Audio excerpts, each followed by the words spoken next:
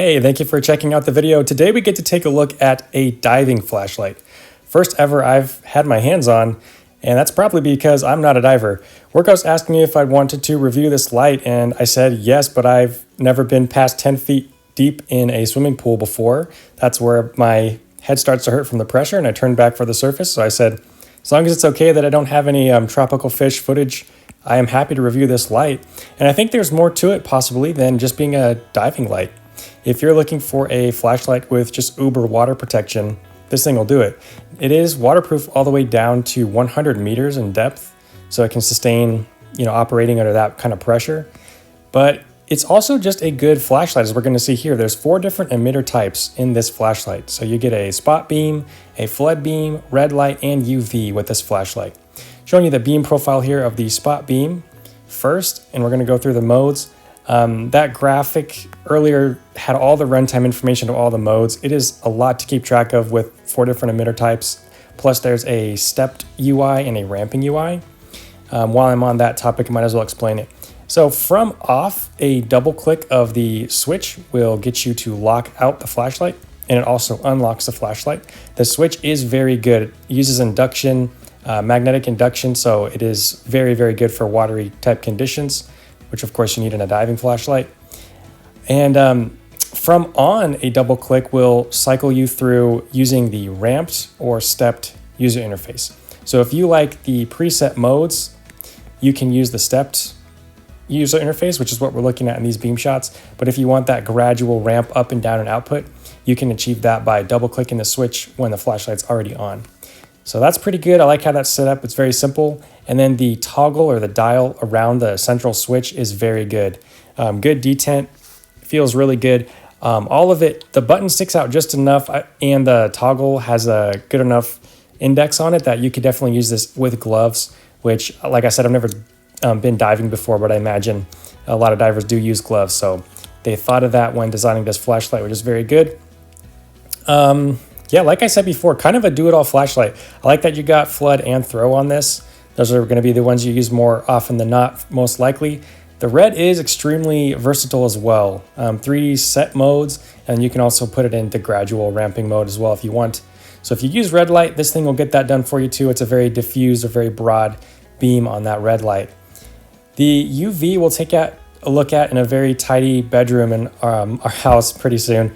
It is not the brightest ever, but it's good enough for about the size of a bedroom. If you're lighting up that type of area, you can definitely achieve that. Underwater, I don't know what you'd use UV for. If any of you do dive or any of you know, please put that in the comments for me.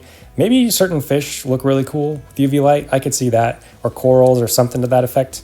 That could be pretty cool, especially at depth if it's dark enough. But yeah, here's a look at that UV light. Pretty neat. So yeah, all 4 emitter types, all in one flashlight. That's waterproof up to 100 meters in depth. Pretty awesome. Here is a quick look at the packaging and what's included with the DL08. Now, one of these accessories is completely unfamiliar to me, and I actually don't know what it is. I have a guess though.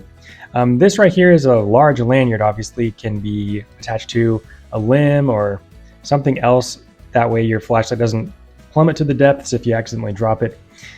But this is that accessory I mentioned earlier. So I don't know what this is exactly or what it's called, but it's some type of ball joint.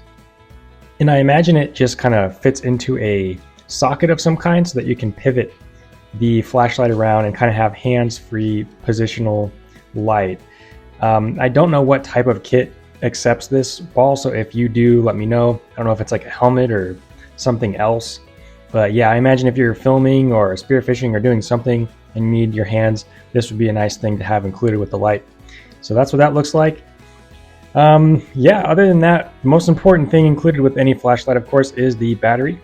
I initially thought that this battery was built in to have a waterproof rating. I was super happy to see that it just was a standard 21700 cell that was replaceable. So you got a spring on the head portion and the tail portion, so good shock resistance rating with this flashlight as well.